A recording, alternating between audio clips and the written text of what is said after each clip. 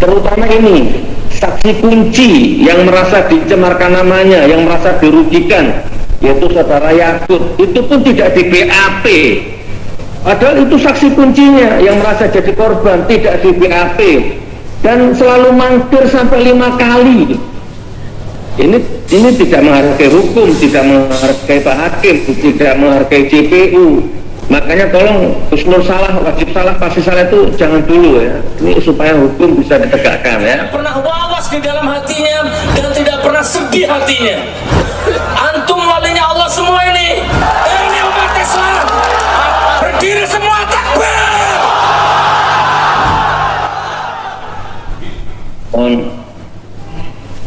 Mohon izin, apa ada kuasa hukum hadir di situ?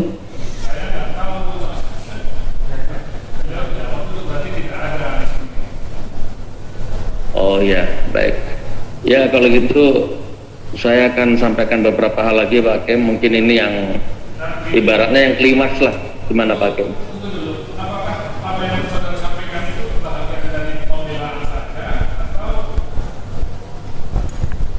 Tidak, kalau pembelaan nanti dipledoi Pak Hakim.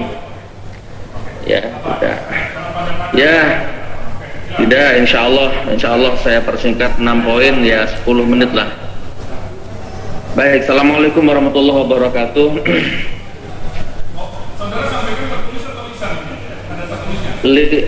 Enggak, lisan aja, ini hanya sekedar pengingat aja. Ya, dicatat aja. Ya, biar media juga mencatat juga semuanya. Ya, ini juga berkenan dengan saksi yang akan berkenan. Kenapa saya nggak bisa menghadirkan saksi gitu loh Pak Hakim. Ya, alhamdulillah, terima kasih Pak Hakim. Ada 6 hal, ada 6 poin. Saya mohon jangan dipotong. Mudah-mudahan ini bisa menjadi bahan pertimbangan Pak Hakim ya. Jadi yang pertama Pak Hakim, saya jelaskan lagi bahwa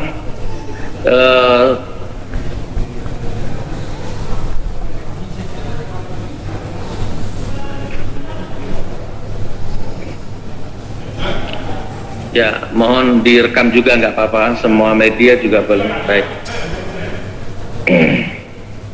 Baik, yang pertama Pak Hakim, ini berulang-ulang saya sampaikan di sidang-sidang yang sebelumnya, tapi lebih saya pertegas lagi bahwa saya ini ditangkap itu tengah malam tanggal 24 Oktober kalau tidak salah. Sepulang dari pengajian jam 12 malam. Waktu itu saya dalam kondisi kurang sehat, lagi bekam, tiba-tiba datang kurang lebih 20 petugas polisi ke rumah, tiba-tiba langsung masuk rumah, masuk kantor, masuk dapur, masuk ruang tengah. Intinya malam itu juga saya ditangkap, walaupun belum terbukti bersalah, belum pasti bersalah, belum divonis bersalah.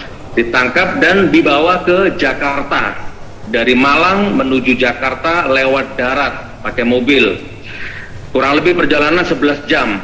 Jadi jam 1 malam berangkat dari Malang, jam 11 pagi baru nyampe di Bareskrim, jam 11 siang. Nyampe di Bareskrim tanpa istirahat, langsung masuk di ruang BAP. Jam 3 sore baru saya di BAP. Jam 3 sore di BAP. Terus sampai selesai, kurang lebih jam 10 malam selesai, jam 12 malam langsung dimasukkan ke tahanan. Dan sampai itu Pak Hakim, dari itu sampai detik ini saya belum ketemu kuasa hukum, belum ketemu keluarga. Sudah saya sampaikan surat penangguhan penahanan, jaminan anggota DPR RI Bapak Habibur Rahman, jaminan Amin Rais, keluarga, kuasa hukum, tapi tidak pernah dikabulkan. Jadi tidak bisa memang menghubungi kuasa hukum, mencari saksi kemana-mana, nggak bisa.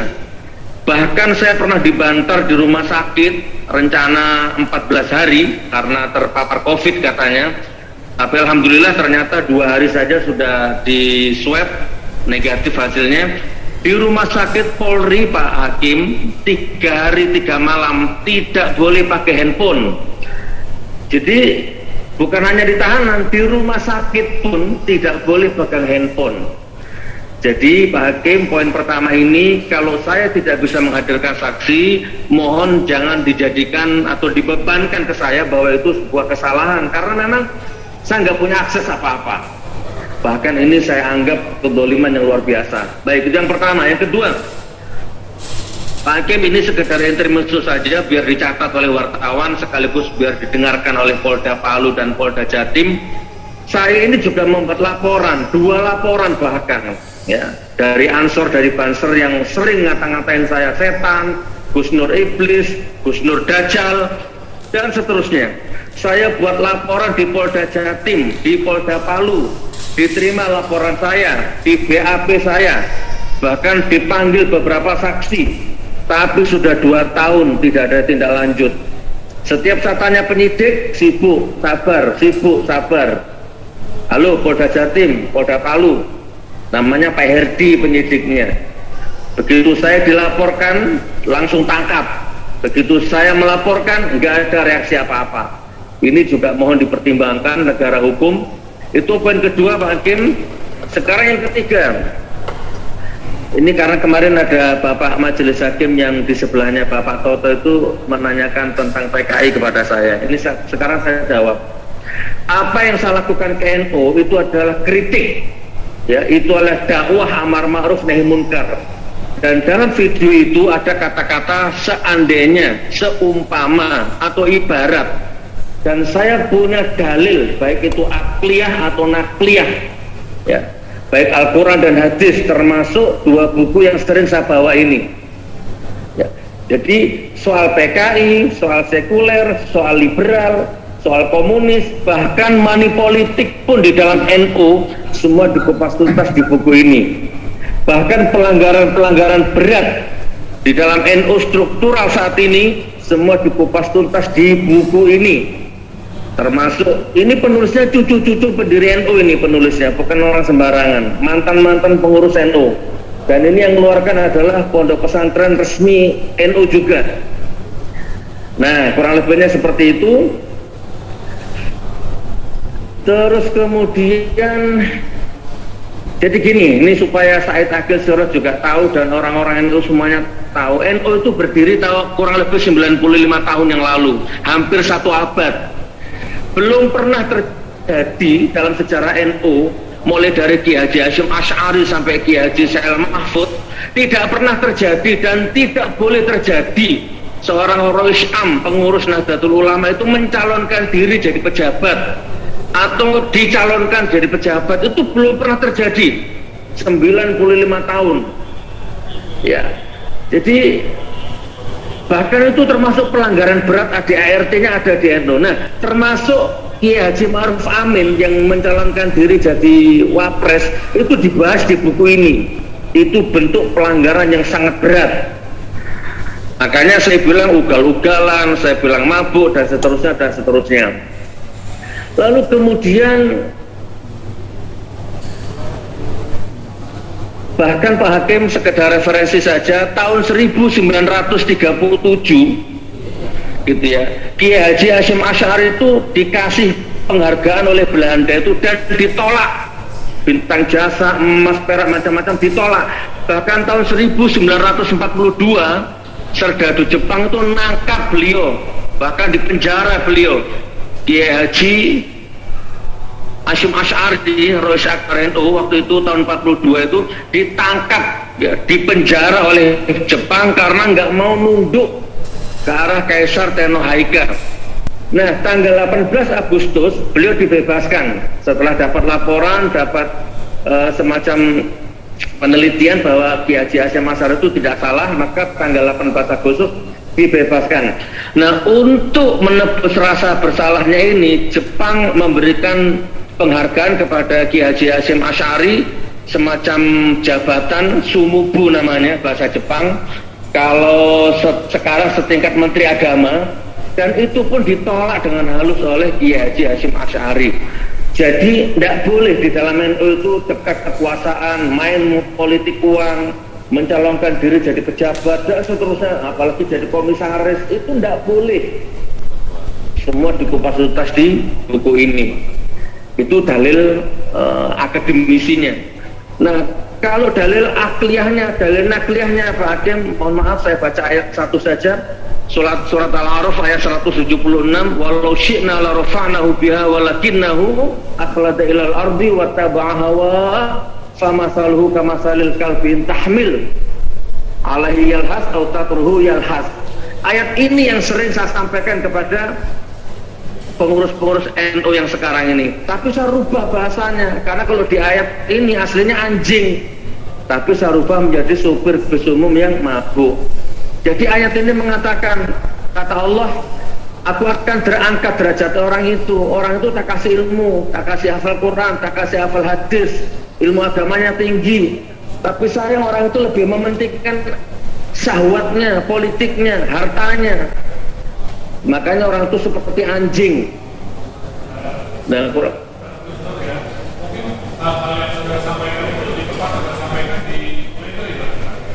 Oh baik.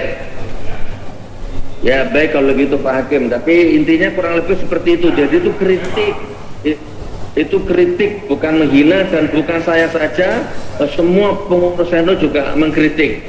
Sekarang keempat Pak Hakim. Sekarang keempat. Saya percepat. Mohon maaf kalau saya salah. Baik. Sekarang yang keempat Pak Hakim. Ini mohon maaf kalau saya salah ya. Saya tidak bermaksud suudzon kepada Pak Hakim atau kepada majelis ini. Tapi saya menangkap aura bahwa seolah-olah di majelis ini, di ruangan ini ada semacam paradigma bahwa Gus Nur ini harus salah, pasti salah, wajib salah. Nah ini mudah-mudahan saya salah ya, jangan sampai tertanam paradigma atau sudut pandang di dalam hati kolbunya Bapak Hakim dan JPU itu bahwa Gus Nur wajib salah, harus salah, pasti salah. Nah, ini mohon dihapus kalau ada paradigma seperti itu ya. Terus ada beberapa poin. Pertama, jadwal sidang jam 10 selalu molor ya. Kemudian saksi selalu ditanya, yang kemarin itu Pak Hakim tahu ya, masih ingat, apa liberal, apa sekuler, apa PKI, jawabannya nggak tahu. Padahal itu pertanyaan fundamental dari kasus ini. Kemudian terutama ini saksi kunci yang merasa dicemarkan namanya, yang merasa dirugikan, yaitu saudara Yakut, itu pun tidak di BAP. Padahal itu saksi kuncinya yang merasa jadi korban, tidak di BAP. Dan selalu mangkir sampai 5 kali. Ini tidak menghargai hukum, tidak menghargai Pak Hakim, tidak menghargai JPU. Makanya tolong Gus Nur salah, wajib salah, pasti salah itu jangan dulu ya. Ini supaya hukum bisa ditegakkan ya. Nah nanti yang terakhir insya Allah ya, saya berani. Makanya Pak Yakut, kalau Anda dengar video ini, kalau memang Anda nggak bisa datang ke saya datang ketemu Anda nanti. Di mana tempatnya? Kita mubahalah nanti. Insya Allah. Itu yang bisa saya sampaikan Pak Hakim. Insya Allah di pledoi nanti saya akan mubahalah. Nanti siapa yang salah biar dilaknat sama Allah, siapa yang benar biar diselamatkan oleh Allah. Jadi sebelum saya tutup, saya tidak bisa menghadirkan saksi karena saya tidak punya akses Pak Hakim. Bukan berarti tidak niat. Itu Pak Hakim. Terima kasih.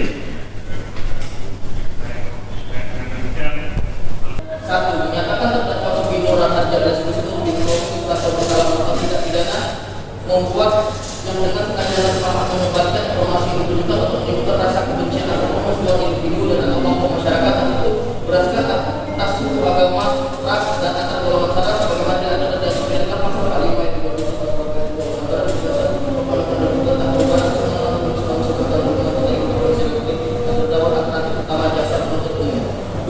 menjatuhkan pidana terhadap terdakwa Sugino Raharja alias Gus Nur bin Muhammad dalam pidana penjara selama 2 tahun dengan dikurangi selama dalam tahanan sementara dan denda sebesar 100 juta rupiah, subsidi 3 bulan kurungan dengan perintah dalam ditahan.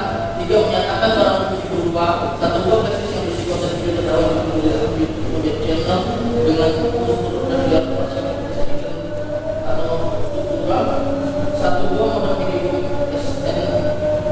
SNZBOC, 1 buah kesenangan sebuah warna hitam kapasitas, 1 DW, 1 buah kesenangan sebuah warna biru hitam, 1 buah pisang segala A50, 1 buah HP iPhone 1 buah pisang segala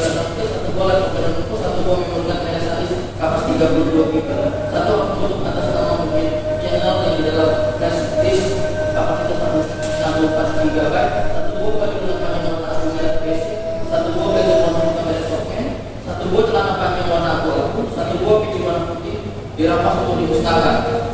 Selanjutnya satu bundle transkrip dan konten video terdakwa yang dapat menjadi dengan judul dan tidak dua. Satu bundle anggaran dasar dan anggaran rumah tangga, anggaran ulama, sampai itu terlapis dalam negara. Tetapan terdakwa memiliki perkara sebesar Rp5.000. Demikian seperti yang kita sedangkan dalam sidang hari ini Selasa tanggal 23 Maret 2021 menuntut ini.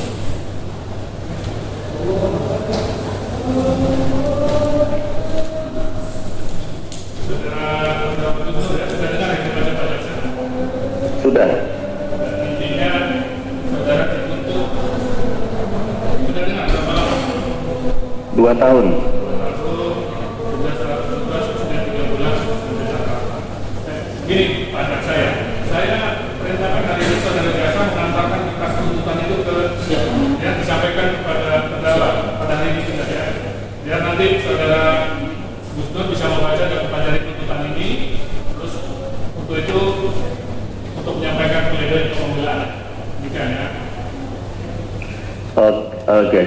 Saya boleh tanya sama Pak Jaksa, ngobrol sebentar, Pak Hakim? Apa itu? Boleh. Sampaikan melalui saya aja. Melalui majelis. Apa yang disampaikan? Ya, yang pertama 3 handphone itu tidak ada hubungannya dengan kasus ini, pasti sudah diuji balik. Jangan dimusnahkan. Yang begitu nanti disampaikan di media saja ya. Oke. Nanti disampaikan, nanti ditulis saja.